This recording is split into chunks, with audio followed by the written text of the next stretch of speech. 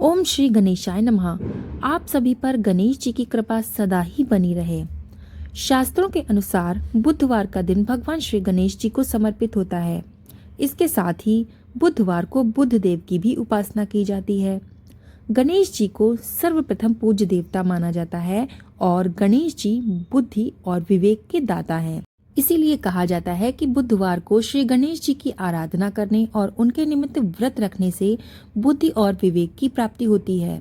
ऐसा भी माना जाता है कि बुधवार की व्रत कथा सुनने से जीवन में सुख शांति और यश बना रहता है और इसके साथ ही अन्न के भंडार भी बने रहते हैं, धन की कोई कमी नहीं होती है। तो आइए सुनते हैं बुधवार की व्रत कथा। प्राचीन समय की बात है।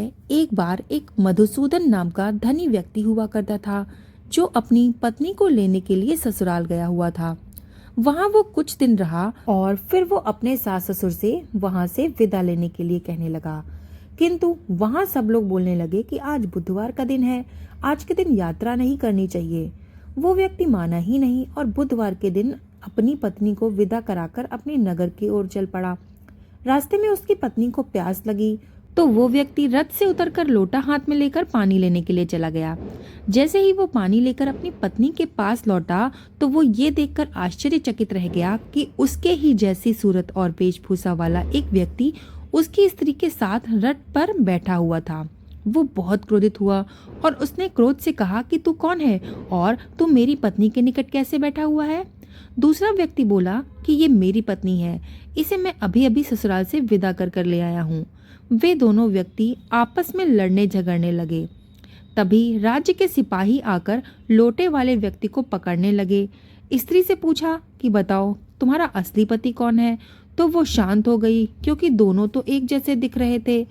वो किसे अपना असली पति बताती। वो व्यक्ति ईश्वर से प्रार्थना करते हुए बोला कि हे परमेश्वर, ये आपकी कैसी लीला है कि सच्चे को झूठा बनाया जा रहा है।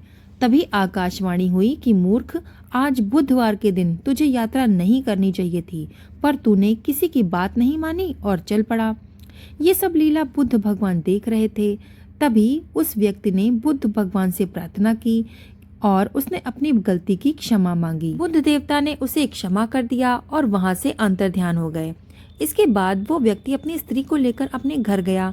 इसके बाद से ही वो दोनों पति पत्नी बुधवार का व्रत हर सप्ताह नियम पूर्वक रखने लगे। तो इस प्रकार से ये कहा जाता है कि बुद्धिमत्ता का प्रयोग सही समय और सही जगह को देखकर ही करना चाहिए।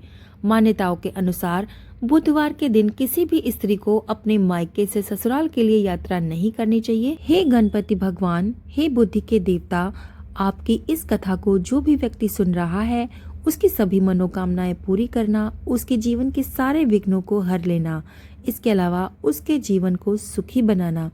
कथा समाप्त। कथा सुनने के बाद प्लीज इस कथा को लाइक जरूर कर दीजिएगा और चैनल को सब्सक्राइब कर दीजिएगा और कमेंट में ओम श्री गणेशाय नमः लिखना ना भूलिएगा।